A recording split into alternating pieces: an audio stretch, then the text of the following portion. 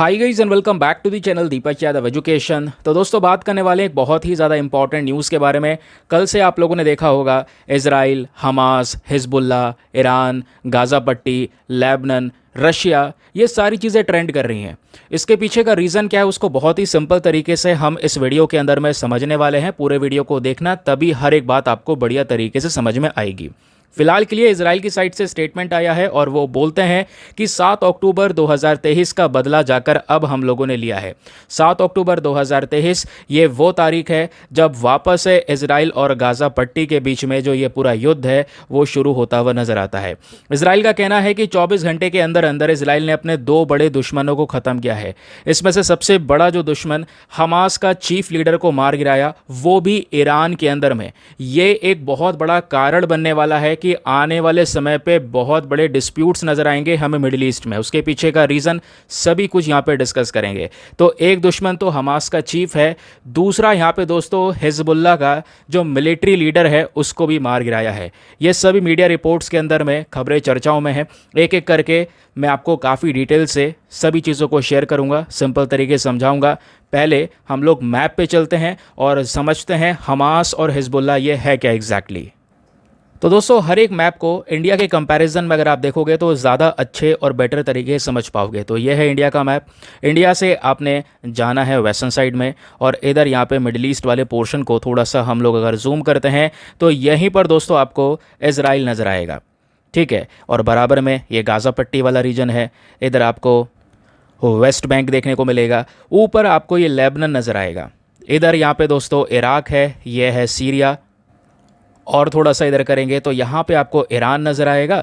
और ऊपर टर्की को भी ध्यान रखना, अभी टर्की को लेकर भी कुछ खबरें चल रही हैं, वो भी मैं एक ही वीडियो में आपको हर एक चीज़ बता दूंगा।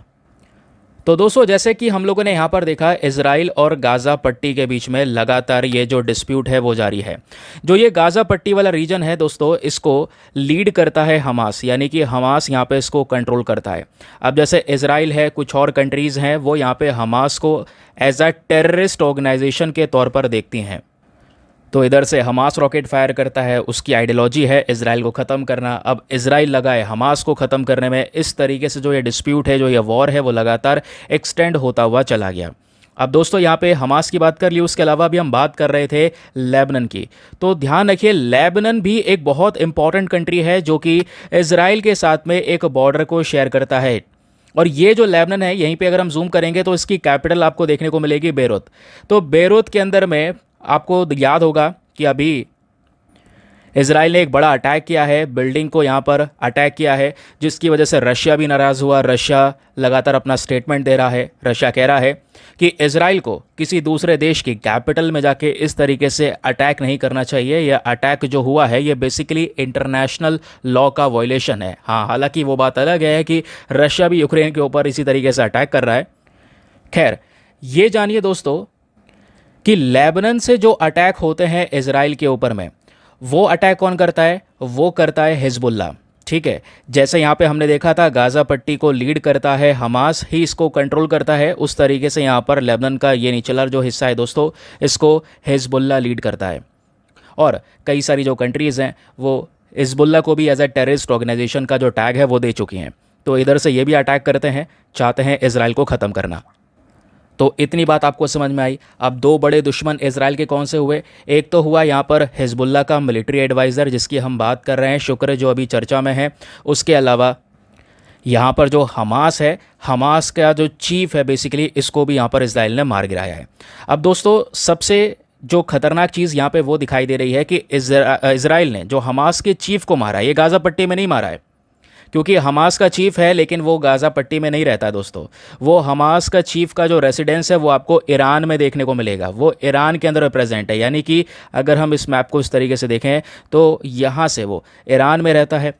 ईरान में ही दोस्तों यहाँ पे इजराइल ने हमास के चीफ को मार गिराया है। और कोई ऐसा छोटा मोटा अटैक नहीं है दोस्तों।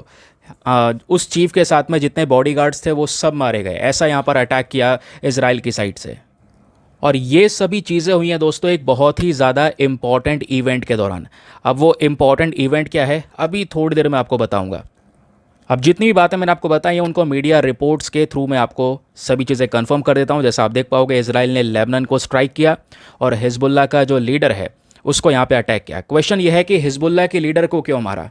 क्या हिजबुल्लाह का लीडर जो है अटैक कर रहा था इसराइल पे, उस वजह से मारा? देखो, हुआ ये, इसराइल के ऑफिशियल का जो एक बहुत बड़ा टारगेट था वो था फौज शुक्र। तो फौज शुक्र बेसिकली हिजबुल्लाह का ही एक मिलिट्री कमांडर है, एडवाइज़र भी है। तो हिजबुल्लाह को लगातार यहाँ पर कई सारे एस्पेक्ट में एडवाइस देने का भी काम करता है। हुआ ये था कि अभी कुछ दिनों पहले इस फौज शुक्र ने एक बड़ा अटैक करवाया। रॉकेट अटैक होता है गोलन हाइट्स पे। गोलन हाइट्स बेसिकली वो पर्टिकुलर प्लेस है जो इजराइल के कब्ज़े में है। वैसे ये जो गोलन हाइट है तो सीरिया का हिस्सा, लेकिन है ये इजराइल के कब्ज़े में। यहीं पर रॉकेट अटैक हुआ लेबनान की साइड से, और जो लेबनान ने यहाँ पर रॉकेट अटैक किया दोस्तों, इसमें 12 बच्चों की जान गई। इजराइल का मिलिट्री डिफेंस का कहना यह है कि ये अटैक फौज शुक्र ने ही करवाया था, तो इस वजह से यहाँ पर इसको ढूंढ के मार दिया गया। ये यहाँ पे आप देख पाओगे दोस्तों, टाइम्स ऑफ इजराइल का एक आर्टिकल है जहाँ पे इन्होंने इस चीज़ को मेंशन भी किया है कि इजराइल डिफेंस फोर्स ने बोला है कि जो सीनियर हिजबुल्लाह कमांडर है फौज शुक्र, ये मार दिया गया बेरूत एयर स्ट्राइक के अंदर में। अब फौज शुक्र को लेकर और भी बहुत सारे यहाँ पर आर्टिकल्स पब्लिश हुए जहाँ पे बोला गया है कि इसके ऊपर ऑलरेडी यहाँ पे $5 मिलियन का जो रिवॉर्ड है वो घोषित किया गया था। जैसे कि मैंने आपको बताया कि जो हिजबुल्लाह पूरा पर्टिकुलर ग्रुप है, हिजबुल्लाह का लीडर यहाँ पर है जनरल सेक्रेटरी हसन नसरल्ला, तो उसका एज ए मिलिट्री एडवाइज़र के तौर पर ये काम किया करता था। और इजराइल का ये भी कहना है कि फौज शुक्र का एक और रोल हुआ था 1983 में यूएस के मैरीन कॉर्प्स के ऊपर में बॉम्बिंग की गई थी लेबनान की कैपिटल बेरूत में, जिस बॉम्बिंग के दौरान लगभग 241 यूएस सर्विस पर्सनलों की जान गई थी। तो उस अटैक के पीछे भी यहाँ पर इसका हाथ था। ऐसा यहाँ पर दोस्तों जो स्टेटमेंट है, जो डिटेल्स है, वो टाइम्स ऑफ इजराइल की साइड से ये आपको सामने नजर आएंगी। तो इजराइल बोलता है एक तो ये दुश्मन था जो इजराइल ने ख़त्म किया। दूसरा यहाँ पे जो नाम आ रहा है वो है हमास के चीफ का। हमास लीडर भी दोस्तों ईरान में मारा गया, नाम है इस्माइल हानिया। ये वो पर्सन आपको देखने को मिलेगा जिसका फ़ोटो आपके स्क्रीन पर सामने नज़र आ रहा है। ये द हिंदू का आर्टिकल आपको नज़र आएगा दोस्तों। तो आर्टिकल में मेंशन किया गया है कल मंगलवार को हानिया तेहरान में प्रेजेंट था। अब ये हमास के चीफ तेहरान में क्या कर रहे थे?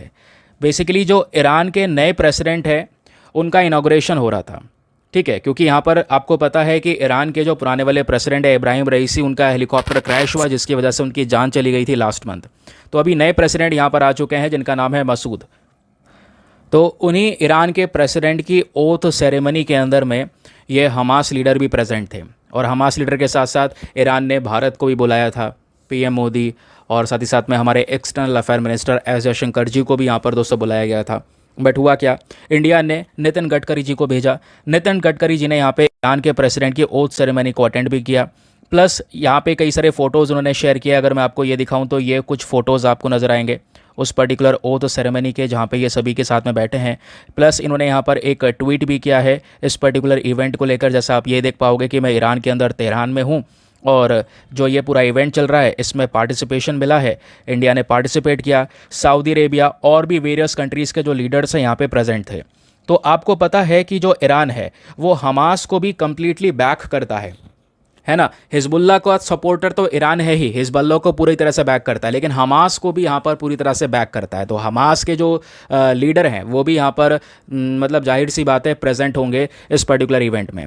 अब इस पूरे इवेंट के दौरान ही दोस्तों यहाँ पे सारा पार्टिसिपेशन हुआ, ये यहाँ पे प्रेजेंट भी थे, और ये सब चीज़ें ख़त्म होती हैं तो इनके रेसिडेंस के ऊपर में, मतलब इनके घर पर इनको मार दिया गया। और इजराइल का कहना है, मतलब इजराइल की साइड से मार दिया गया, ऐसा हमारे जो आर्टिकल्स है वो यहाँ पर मेंशन कर रहे हैं। अब दोस्तों प्रॉब्लम यह है कि जितनी भी चीज़ें हम ये लगातार न्यूज़ में देख रहे हैं, इससे जो वॉर होने के चांसेस है वो लगातार बढ़ते चले जा रहे हैं, ठीक है, क्योंकि ये काम यहाँ पे इजराइल ने ईरान के अंदर तेहरान में दोस्तों ये यहाँ पे करके दिखाया है।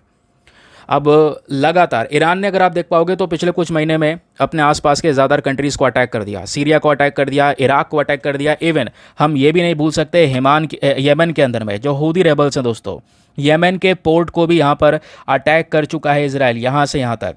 फिर उसके बाद यहाँ पे इराक को अटैक कर चुका है, सीरिया को अटैक कर चुका है। नाउ अब कुछ और इसके नंबर बढ़ने वाले हैं आने वाले समय पर। क्योंकि इस वॉर में धीरे धीरे कंट्रीज़ उतर रही हैं। अब ईरान यहाँ पे प्रेजेंट है, जैसे मैंने आपको दिखाया।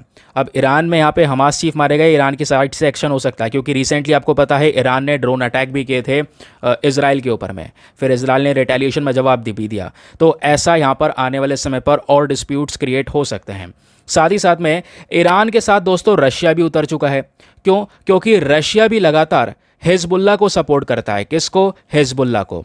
अब हिजबुल्ला पे भी अटैक हुआ, आपको पता है कल के, जैसे मैंने आपको बताया कि हिजबुल्ला का जो एक मिलिट्री एडवाइज़र है वो भी मारा गया। तो अब हिजबुल्ला को बैक करने वाला ईरान भी है, रशिया भी है।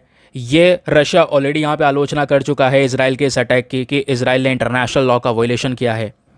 और दूसरी तरफ दोस्तों कुछ रिपोर्ट्स बताती है, जैसे आपके सामने हिंदुस्तान टाइम्स की रिपोर्ट है। ये क्या बोलती है कि रशिया का जो वैगनर ग्रुप है दोस्तों, ये ऑलरेडी यहाँ पे सपोर्ट कर रहा है किसको? हिजबुल्ला को। तो रशिया का एक बहुत बड़ा सपोर्ट मिलता है हिजबुल्ला को। इन्होंने डिफेंस सपोर्ट भी प्रोवाइड करवाया है, ऐसा यहाँ पर यूएस का कहना है। फिर बात यहीं पे नहीं रुकती है। इसके साथ साथ दोस्तों फर्स्ट पोस्ट की रिपोर्ट है जिसमें मेंशन किया जा रहा है, इसमें तुर्की भी उतर रहा है। तुर्की के जो प्रेसिडेंट हैं रसेप तैयब अर्दोगान ने लगातार यहाँ पे धमकियाँ दी हैं इसराइल को, और थ्रेटन करते हुए यहाँ पर यह बोला है कि जैसे नगोर्नो काराबख रीजन को यहाँ पे इन्वेड किया था, उसको अटैक किया था टर्की ने, वैसे ही वो इसराइल को अटैक करेंगे। ये बात खुलकर यहाँ पे अर्दोगान की साइड से बोली गई।